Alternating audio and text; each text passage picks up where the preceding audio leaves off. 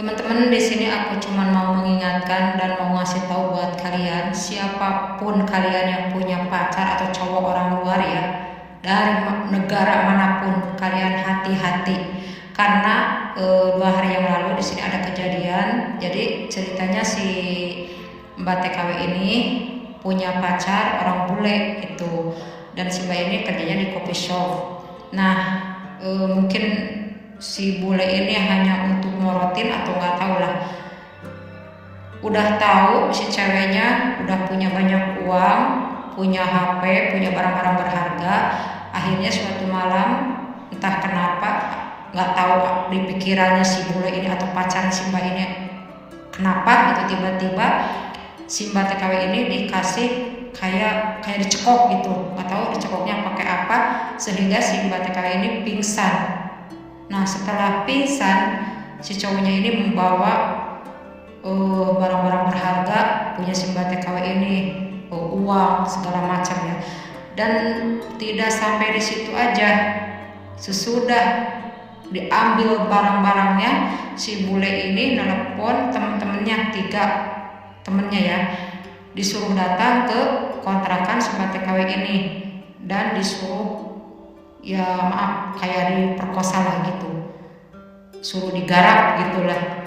Nah akhirnya, tapi si Pak TKW ini dalam keadaan pingsan gitu, karena nggak tahu dibius atau dicekok atau di apalah ya.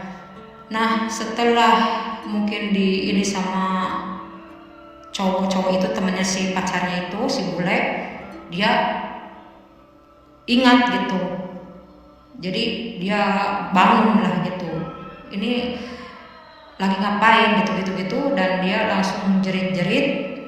Nah akhirnya ada tetangga yang datang, ada apa, kenapa ya, si temen bulenya itu langsung diringkus tempat gitu. Tapi si pacarnya bule ini sampai sekarang belum ketahuan ada di mana gitu. Cuman si Mbak TKW ini sekarang shock ya, kayak trauma gitu, karena barangnya habis, barang berharganya habis semua. HP, punya HP iPhone 2 katanya, sama HP Samsung, emas, pokoknya segala yang berharga-harga, tabungan semua ludes. Dan si Mbak ini cerita selama dia pacaran hampir 3 tahun, jadi kalau makan di luar, kalau main itu si Mbak TKW ini yang bayarin. Ya Allah, sampai segitunya coba. Buat apa punya pacar, pengen banget dengan bangganya punya pacar orang bule, sampai-sampai mau biayain biaya pacaran gitu, saking cintanya.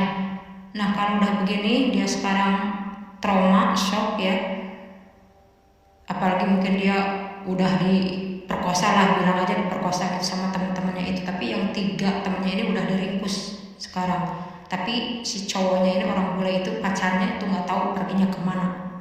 Makanya buat kalian hati-hati ya, hati-hati. Ini kasus bukan 1, 2, 3 orang, udah banyak banget. Ini mendingan cuma digini, orang lain kan banyak yang dibunuh apa segala macam ya.